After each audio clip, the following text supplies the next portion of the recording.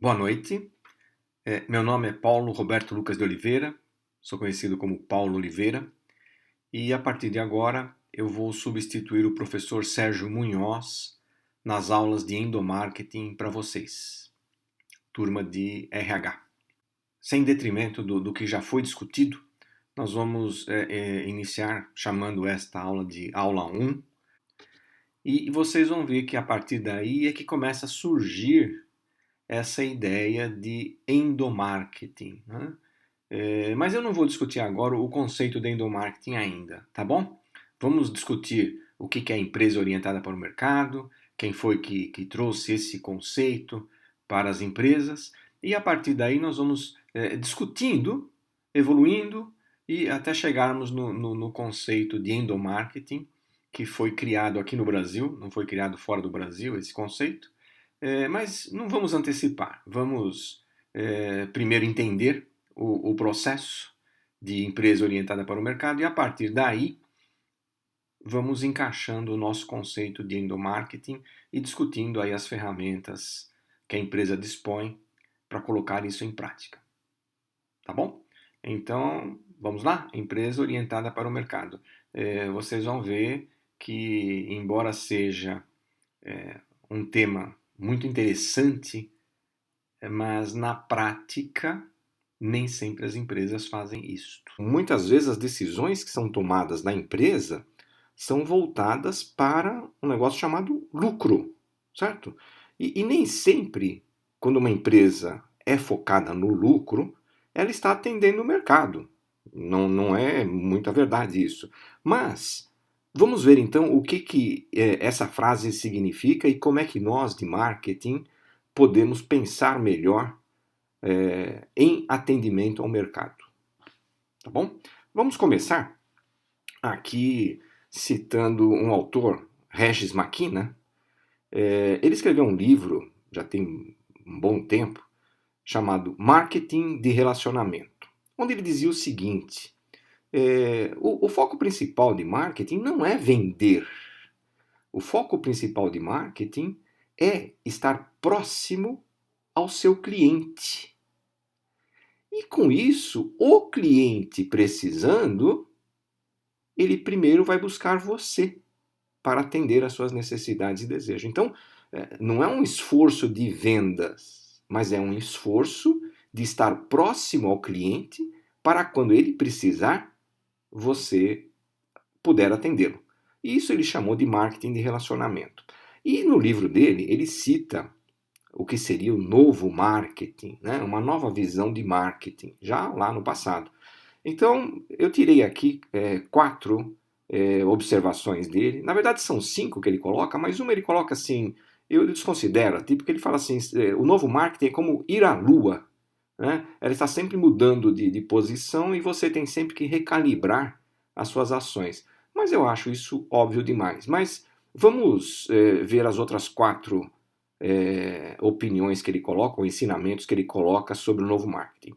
Primeiro, tem a ver com criar mercados, não com participar do mercado. Então, empresas pequenas, elas entram no mercado e falam, não, eu vou participar desse mercado, também vou vender nesse mercado. Sim, e é assim que tem que fazer para entrar. Mas, quando a gente vai discutir hoje as startups, a gente vê que não é simplesmente uma criação de produto para participar do mercado, mas é uma criação de mercado, um desenvolvimento de mercado. Então, o ideal em pensando marketing é que vocês pensem em coisas novas, atendimento diferenciado, ou seja lá o que for, para criar mercados novos, desenvolver mercados, e não simplesmente entrar num mercado onde todo mundo já está e tentando brigar por uma fatia sem ter condições de ser diferente ou diferenciado.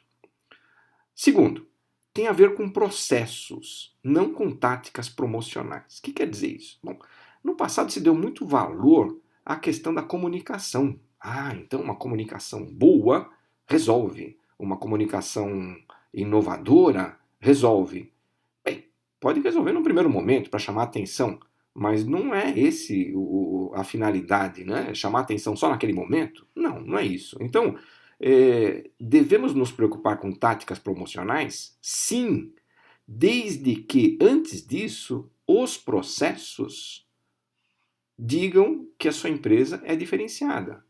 Por exemplo, processo na produção de bens, processo na produção de serviços, processos na distribuição, processos na formação de preços. Isso tem que ser o foco e não somente a comunicação. A comunicação, no final, ela acaba sendo mentirosa se ela colocar para o cliente aquilo que não é exatamente verdade.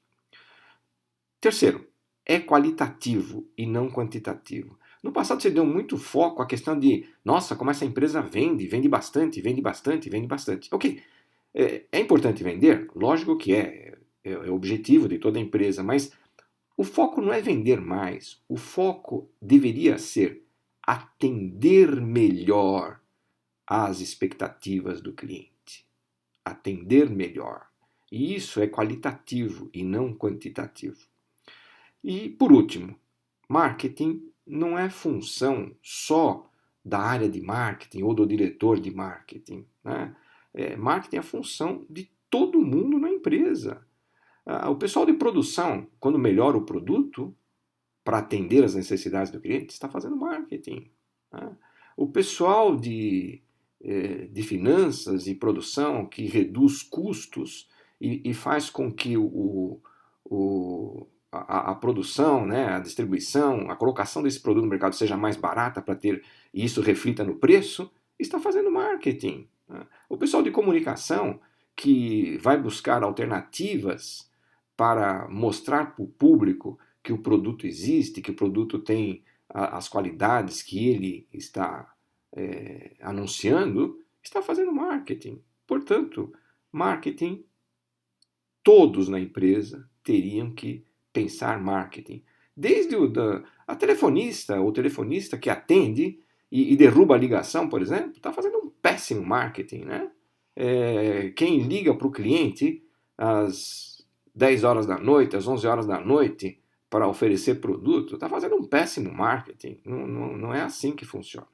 Bom, isso foi o que o Regis McKenna disse. Agora eu vou passar para um outro autor, talvez mais conhecido de vocês, que é o Philip Kotler, o papa do marketing, né? A sumidade, a pessoa que mais hoje entende da função marketing nas empresas. Escreveu vários livros e aconselho a vocês a leitura dos livros do Philip Kotler. Então, eu peguei aqui um livro dele, Marketing para o Século XXI. Ele escreveu esse livro antes da virada do milênio e eu cito esse livro em várias aulas que eu dou. Aqui, especificamente, eu vou colocar uma frase dele, né, sobre novo marketing. Então, o prêmio irá para as empresas que inventam novas maneiras de criar, comunicar e transmitir valor a seus mercados-alvo. Podemos chamá-las de visionários de marketing. Então, o grande foco do marketing não é produto, não é serviço, não é marketing digital, etc, etc, etc. É o conjunto de tudo isso, desde que você esteja transferindo valor para o seu cliente.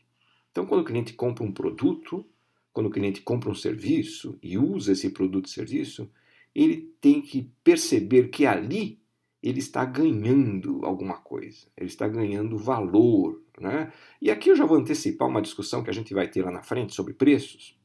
Preço é o que o cliente paga, valor é o que o cliente recebe. E nem sempre valor tem características exclusivamente monetárias, tem outras componentes nisso, tá bom?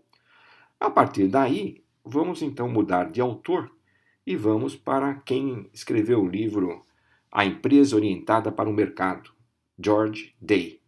Ele escreveu, e a partir de agora eu vou tirar desse livro aí as considerações sobre o que é uma empresa voltada para o mercado, focada no mercado, para valer, não simplesmente uma frase bonita que se coloca, né, na missão da empresa, não é isso?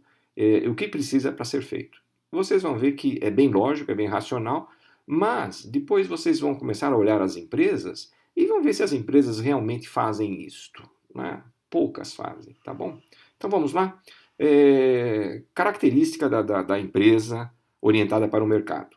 Então ela tem uma capacidade mais elevada para compreender, atrair e manter clientes importantes. E segundo, conhecem tão bem seus mercados que são capazes de identificar e alimentar seus clientes mais valiosos. Então veja, o que ele está dizendo é o seguinte: não é simplesmente vender, mas é vender para clientes que colaborem para o crescimento da empresa e, obviamente, para eles colaborarem, eles têm que estar extremamente satisfeitos. E o que é estar extremamente satisfeito? É receber valor, né? Usando aí os outros dois autores que nós tivemos.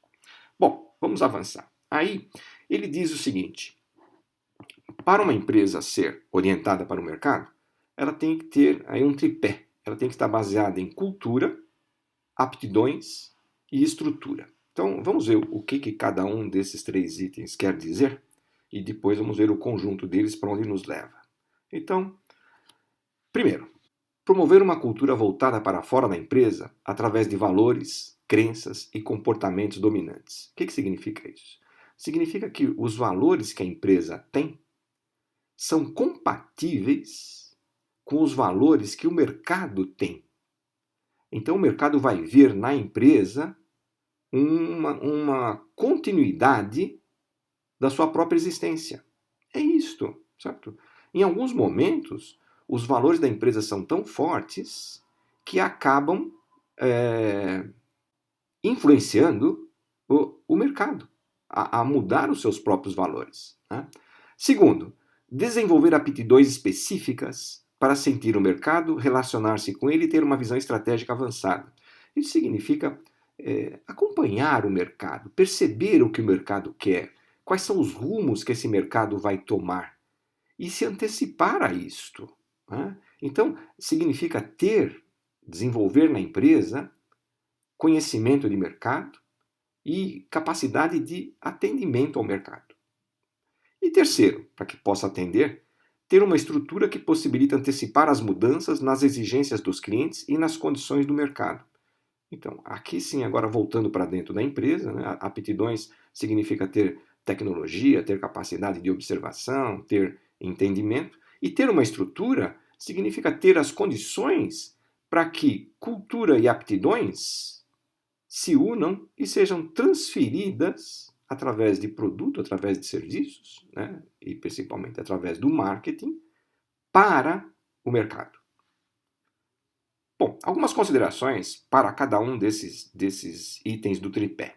Então, primeiro, cultura. No passado se achava que, né, vamos fazer um slogan e esse slogan vai mudar o comportamento dos funcionários e vai mudar o atendimento aos clientes. Então, o slogan é tudo.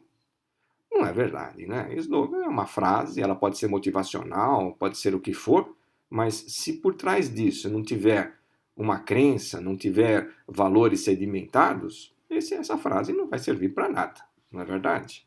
Segundo, impregna toda a organização. Sim, todos têm que comprar a ideia. Então não adianta eu, na minha organização, ter um valor que seja contrário aos valores, por exemplo, dos funcionários, né? E uma coisa que se fazia no passado, né? Pedir para tapear o cliente. Vamos tapear o cliente. Hoje, talvez no passado alguns funcionários até comprassem essa ideia. Hoje está cada vez mais difícil. O próprio funcionário fala, não vou fazer isso com o cliente. Está errado. Por sinal, eu já tive, pelo menos uma aluna que foi demitida de um banco porque ela se recusou a vender um produto para idosos que não tinha utilidade para idosos. E o gerente demitiu ela, falou, se você não vender, eu vou te demitir. Demitiu. E por uma questão aí, certo? Ela tinha valores diferentes dos valores do banco. Tudo bem, eu citei banco, mas poderia ser qualquer outro tipo de empresa. Terceiro, qualidade passa a ser um esforço coletivo. Sim, todos voltados para o mesmo objetivo, atender melhor às necessidades e desejos do cliente. Fidelização deixa de ser uma frase mecânica. Vamos fidelizar o cliente, né? Então, Vamos complicar a vida do cliente para que ele, eu digo o seguinte, complicar para ele desistir da gente. Isso voltando de novo a bancos, né? Ah, é difícil fechar conta num banco, então por isso o cliente vai ser fiel a este banco. Não é mais verdade isso, né? Então, fidelização significa estar na mente do cliente e não forçar o cliente a comprar o meu produto. Quinto, equipes transfuncionais deixam de ser perda de tempo. Sim, verdade. No passado existia uma prática em administração chamada gestão por conflitos, né? Então se pedia para duas equipes ou duas áreas da empresa fazerem o mesmo objetivo, mas com ideias diferentes. E esperava-se que o conflito entre os dois levasse a uma solução melhor. Besteira, né? Isso é perda de tempo e não é isso. Quer dizer, o que vale é trabalho em conjunto. Então, as equipes têm que estar motivadas, trabalharem em conjunto para o mesmo objetivo. E nisso, lógico, equipes transfuncionais. O objetivo tem que ser atingido não somente por uma área da empresa, mas por todas as áreas em conjunto. Aptidões. Primeiro, percepção para sentir e compreender o mercado. Sim.